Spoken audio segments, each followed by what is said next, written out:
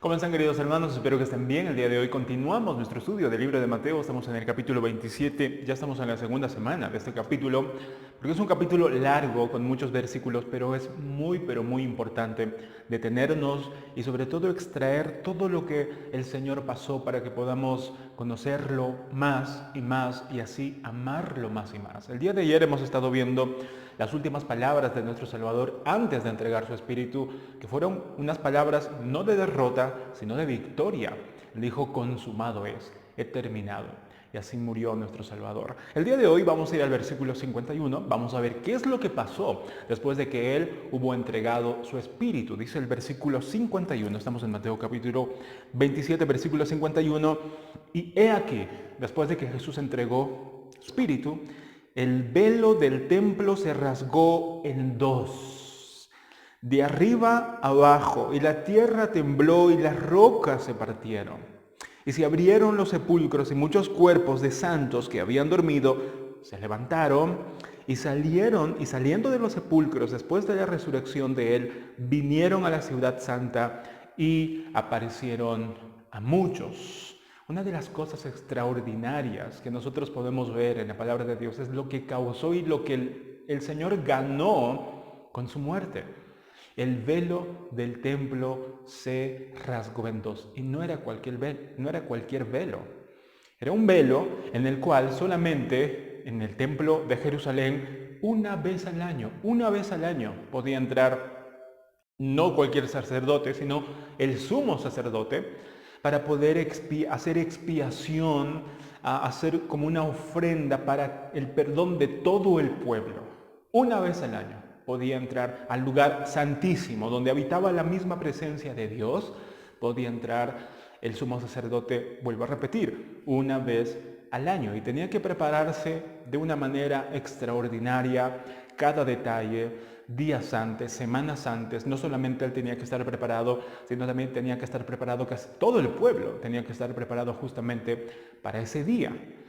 Y si no estaba muy bien preparado el sumo sacerdote, al entrar a la presencia de Dios, como era tan importante, tan fuerte, tan solemne y tan santo, si no estaba preparado y había pecado seguramente en él, oculto, que tal vez no haya confesado, moría.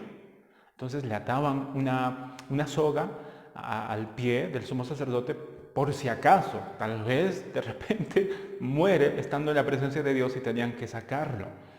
Era algo que nadie se imaginaba lo que iba a ocurrir. ¿Quién se hubiera imaginado que el templo y el velo que separaba al lugar santísimo del resto del pueblo, de los sacerdotes y del resto del pueblo, pudiera ser partido? ¿Para qué? Para que pudieran no solamente entrar una persona, en este caso el sumo sacerdote, sino que todos pudieran tener libre acceso al Padre, a la presencia de Dios. Era algo inconcebible pensar que ese privilegio pudieran tener los sacerdotes. Pero era algo inconcebible también pensar que el pueblo judío pudiera tener libre acceso a la presencia de Dios. Y ni pensar de los gentiles. ¿Quién hubiera pensado que los gentiles, la gente que no era judía, pudiera tener libre acceso a la misma presencia de Dios? Pero nuestro Salvador, allá en la cruz, compró todos esos privilegios, no solamente para los judíos, no solamente para el sumo sacerdote, no solamente para los sacerdotes o los levitas, sino para todos nosotros, incluso los gentiles. Eso es algo extraordinario que a veces nos olvidamos, que el hecho de que nosotros podamos entrar libremente a la presencia de Dios todos los días, no solamente una vez al año, sino todos los días tenemos ese privilegio de poder entrar a la presencia de Dios en oración. Cada uno de nosotros, cuantas veces queramos, los días que queramos, podemos nosotros entrar a la presencia de nuestro Salvador, de nuestro Señor. Lo que antes no se podía hacer, se hizo. Y no se rasgó el velo, el texto dice que se rasgó de arriba hacia abajo, no de abajo hacia arriba, porque claro, tal vez unos podrían pensar y decir, bueno, tal vez se rasgó porque estaba muy gastado, tal vez estaba viejito y de repente se tuvo que rasgar, tal vez por el temblor. No, se rasgó de arriba abajo. Alguien decía de que tal vez si el velo se hubiera roto solamente de abajo y una parte pequeña, tal vez hubieran tenido acceso a los que hubieran pecado así livianamente, los que han cometido pecados pequeños, los que han cometido pecados pequeñitos. Tal vez hubieran entrado en esa rotura del velo, agachado, ¿no? ¿Y qué hubiera pasado qué hubiera pasado para aquellos que seguramente han pecado grandemente? Aquellos que han cometido pecados enormes no hubieran podido entrar. Por eso es que el Señor, de alguna manera, nos muestra que el velo no fue solamente abierto para unos pocos, para los que han pecado unos cuantos pecados. No. El velo fue roto desde arriba hasta abajo para hacernos entender que todos, aunque hemos cometido el peor de los pecados y nos arrepentimos y ponemos nuestra fe en nuestro Salvador, tenemos entrada libre hacia nuestro Padre Celestial. Todos los días que queramos, cuantas veces necesitemos, podemos estar seguros que tenemos entrada libre. No por nuestras buenas obras, no porque nos hemos portado bien, no, sino por la sangre de Cristo. Eso lo dice muy bien en Hebreos capítulo 10. Si ustedes me acompañan al libro de Hebreos capítulo 10, explica muy bien eso. Dice Hebreos capítulo 10, versículo 19, de esta manera: así que, hermanos, teniendo libertad para entrar al lugar santísimo, no a cualquier lugar, al lugar santísimo donde habita la misma presencia de Dios. Ahora tenemos libertad, no por nuestras buenas obras, no porque nos hemos portado bien, no. El derecho de que nosotros tengamos libertad es por la sangre de Jesucristo. Versículo 20, por el camino nuevo y vivo que Él, es decir, Cristo, nos abrió a través del velo, esto es, de su carne. Y miren lo que dice el versículo 21, que es precioso. Dice el texto: y teniendo un gran sacerdote sobre la casa de Dios, versículo 22, acerquémonos con un corazón, primero, sincero. No hay por qué nosotros querer o tratar de ocultarle nada a nuestro Señor. Cuando nos acercamos en oración, tenemos que acercarnos sinceramente, pero también en plena certidumbre, de fe. Es decir, estamos seguros y completamente confiados de que Él nos recibirá y de que Él nos escuchará.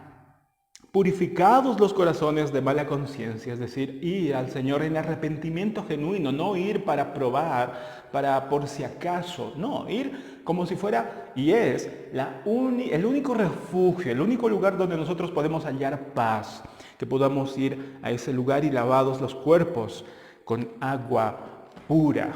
¿Se dan cuenta de lo que el Señor logró al morir en la cruz? Que el velo se rompiera para que no solamente unos pocos, sino cada uno de nosotros podamos entrar todos los días. Así que, hermanos míos, no desaprovechemos esa oportunidad, no desaprovechemos ese privilegio que tenemos de poder estar orando al Señor cuantas veces queramos, cuantas veces nosotros necesitemos poder acercarnos al trono de la gracia, que implica acercarnos humildemente en oración, ya sea en nuestro cuarto, ya sea en la sala, ya sea en el comedor, ya sea en la calle, ya sea en el trabajo, donde nos encontremos, podamos acercarnos libremente a la presencia de nuestro Señor en oración. Eso es lo que logró el Señor allá en la cruz. No solamente eso, el texto nos habla de que también hubo temblor y las rocas se partieron. Toda la creación pudo experimentar y pudo de alguna manera reaccionar a ese evento que iba a cambiar y cambió completamente la vida del ser humano y de la humanidad. Se abrieron los sepulcros y muchos cuerpos, no todos los cuerpos, el texto dice muchos cuerpos de los santos que habían dormido se levantaron. El Señor había logrado con su muerte también que muchos cuerpos de los santos que estaban muertos se levantaron de los sepulcros, y saliendo de los sepulcros después de la resurrección de Él, vinieron a la santa ciudad y aparecieron a muchos. Seguramente fue un milagro, no nos da mucho detalle el autor, pero creemos que fue real. Si el Señor resucitó a Lázaro, si el Señor resucitó a muchos otros muertos, obviamente después de la cruz, después de que Él muriera también, es muy probable y creemos que el Señor haya hecho eso. No nos dan muchos detalles, de manera que no es conveniente ir a fondo cuando no tenemos muchos más detalles acerca de eso, pero lo que sí es que nosotros podemos creer que si Él resucitó, también nosotros resucitaremos. Aunque obviamente, estos milagros ocurrieron en forma parcial de lo que nosotros vamos a vivir cuando nuestro Señor venga. Nuestros cuerpos resucitarán. Nuestros cuerpos. Este cuerpo será transformado. El cuerpo de usted, tal como está, será transformado. Tal vez si está enfermo, tal vez tiene dolencias, todo lo demás, pero cuando llegue el momento de la transformación, nuestro cuerpo, nuestro mismo cuerpo, nuestro cuerpo será regenerado, será transformado para que nosotros, si ya hemos partido antes, nuestro espíritu, nuestra alma pueda juntarse con nuestro cuerpo y así partir y estar en la presencia de Dios eternamente. Eso es lo que logró nuestro Señor en la cruz. Luego dice el versículo 54 algo muy interesante acerca del centurión y de sus soldados. Dice: el centurión y los que estaban con él guardando a Jesús, visto el terremoto y las cosas que habían sido hechas, temieron en gran manera y dijeron: verdaderamente este era Hijo de Dios. La cruz de Cristo, la manera en que el Señor reaccionó a todo lo que le hicieron, los azotes, las calumnias, la manera que Él aguantó el dolor de la cruz, a pesar de que todo el mundo, o toda la gente, casi toda la gente, no todos, pero la mayoría de los que estaban ahí, empezaron a insultarlo a pesar de que estaba muerto. Y el centurión vio eso. Y de alguna manera seguramente pensó y dijo: ¿cómo es posible que este hombre, después de que todo lo que le están haciendo, no esté reaccionando con maldición, no esté reaccionando con odio? No, al contrario. Él, en sus palabras, decía y oraba: Señor, perdónalos, porque no saben lo que hacen. Todo eso, y al ver la muerte de nuestro Salvador, hizo que este centurión romano gentil pudiera creer y decir: verdaderamente, este era Hijo de Dios. Bueno, para él era Hijo de Dios. La tradición dice que al final el centurión y los soldados, muchos de ahí, se convirtieron en cristianos. Esperamos que sea así. Pero no era Hijo de Dios, como que murió y dejó de ser Hijo de Dios. No, Él sigue siendo Hijo de Dios. Y versículo 51 dice algo muy interesante acerca de las mujeres. Yo quiero aprovechar este tiempo también para animar a mis hermanas y a todas las que nos están siguiendo este estudio, para animar y ver que las mujeres tienen un trabajo extraordinario, impresionante, valorable, y tuvieron aquí, sobre todo, en el proceso, cuando Jesús estaba en la tierra, todo lo que hicieron, incluso en su muerte, cuando todos escaparon. La mayoría, las mujeres, estuvieron ahí firmes. Miren lo que dice el texto. Versículo 51. Estaban allí muchas mujeres, muchas, mirando de lejos, las cuales habían seguido a Jesús desde Galilea, es decir, desde el norte de Israel, desde Galilea, vinieron y habían seguido a Jesús sirviéndole. Esta palabra sirviéndole implica que estaban ayudando a Jesús y seguramente a sus discípulos en todo lo que haga falta. Y eso es algo muy precioso. No estaban yendo simplemente para recibir estas mujeres, no, estaban yendo para servir. Había muchas mujeres. Y vamos a nombrar algunas de ellas. No están nombrando a todas las mujeres. El texto nos dice que había muchas mujeres. Pero el evangelista Mateo nos va a mencionar algunas de las mujeres. Dice versículo 56, entre las cuales estaban María Magdalena. Todos sabemos que ella había sido liberada por Jesús de muchos demonios. María, la madre de Jacobo y de José, y la madre de los hijos de Zebedeo, es decir, Salomé, que era justamente la tía de Jesús. Bueno, ya hemos aprendido acerca de los hijos de Zebedeo. Y curiosamente, aquí María, que era, o Salomé en este caso, que era la madre de los hijos de Zebedeo, era la misma mujer que dijo a Jesús, ¿se acuerdan? Creo que en el capítulo 20, cuando le pidió a Jesús: Señor, permite que mis hijos estén uno a tu derecha y otro a tu izquierda. Y Jesús le dijo: mujer, no sabes lo que pides. Pero a pesar de ese regaño, esta mujer no se resintió, esta mujer no se dijo, yo no voy a creer en este Jesús que no quiere hacer lo que yo le mando y me voy. No. Aquí, a pesar de todo, incluso a pesar de que tal vez sus hijos han abandonado al Señor, esta mujer está parada cerca de la cruz de Cristo. Y es algo valorable. Así que, hermanas, yo creo que hay algo que debemos de rogar y pedir al Señor. Que Dios permita que ustedes, hermanas mías, puedan ser como estas mujeres. Que Dios permita que ustedes, tal vez, aunque muchos se aparten, siempre vamos a tener flaquezas, pero que ustedes puedan permanecer firmes, así como estas mujeres permanecieron firmes. Que ustedes puedan permanecer firmes en las buenas y en las malas, no queriendo recibir, sino sirviendo. Y es un ejemplo precioso y hermoso de las mujeres que sirvieron al Señor y todas las mujeres que a lo largo de la historia de la iglesia también hicieron ese enorme trabajo. Nos vamos a quedar ahí, el día de mañana vamos a continuar, Dios mediante, pero como siempre quisiera que podamos aprender 3 cosas importantes el día de hoy. En primer lugar, queridos hermanos, después, ¿se acuerdan de Adán? De Adán cuando pecó. ¿Qué tiene que ver eso con la muerte de Jesús? Pues miren, después de pecar Adán, ya no podía volver al jardín del Edén, porque se acuerdan que los querubines estaban protegiendo la entrada del jardín del Edén.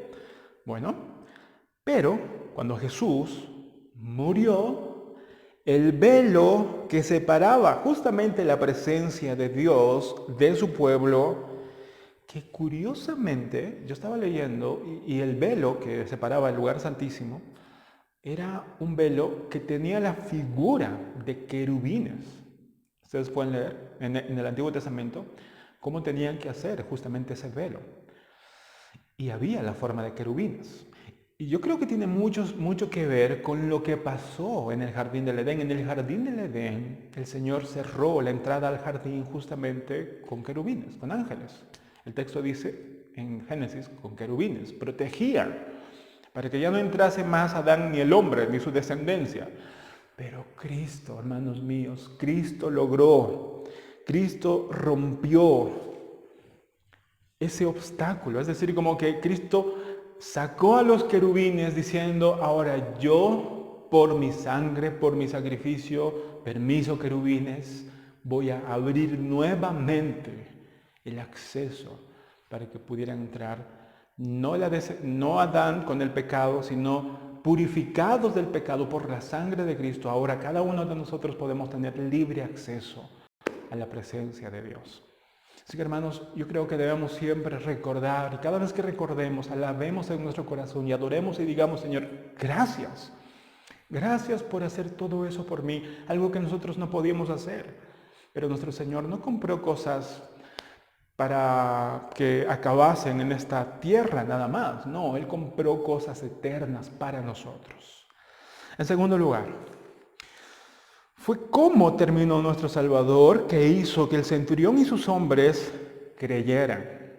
De la misma manera, no será cómo empezamos, sino cómo terminamos, que hará que muchos crean en nuestro Salvador. Curiosamente, estos soldados romanos, el centurión, creyeron porque vieron la forma en que terminó nuestro Salvador, de una manera victoriosa. Y eso grita muy fuerte, es decir, ese hecho grita, clama, es más claro que las palabras. Así que, hermanos, no es la manera en que nosotros comenzamos, porque a veces todos podemos comenzar bien el camino del Señor. Y la gente puede dudar, y la gente generalmente duda, dice, bueno, puede comenzar bien, pero capaz a medio camino se caiga.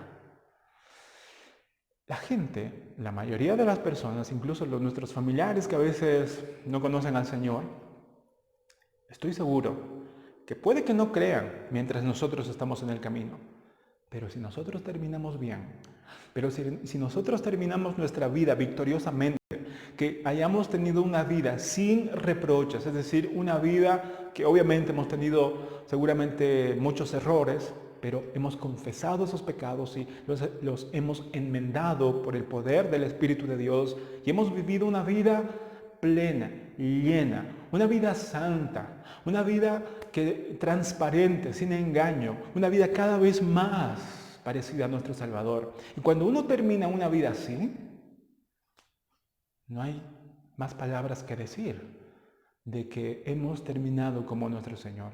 Y nuestro testimonio hará, y estoy seguro, que muchos de los que tal vez no han creído al principio cuando nosotros hemos empezado, creerán, porque vieron la manera en que nosotros hemos terminado la carrera. Así que hermanos, terminemos bien. Terminemos bien, queridos hermanos. Sé que hemos empezado muchos de nosotros.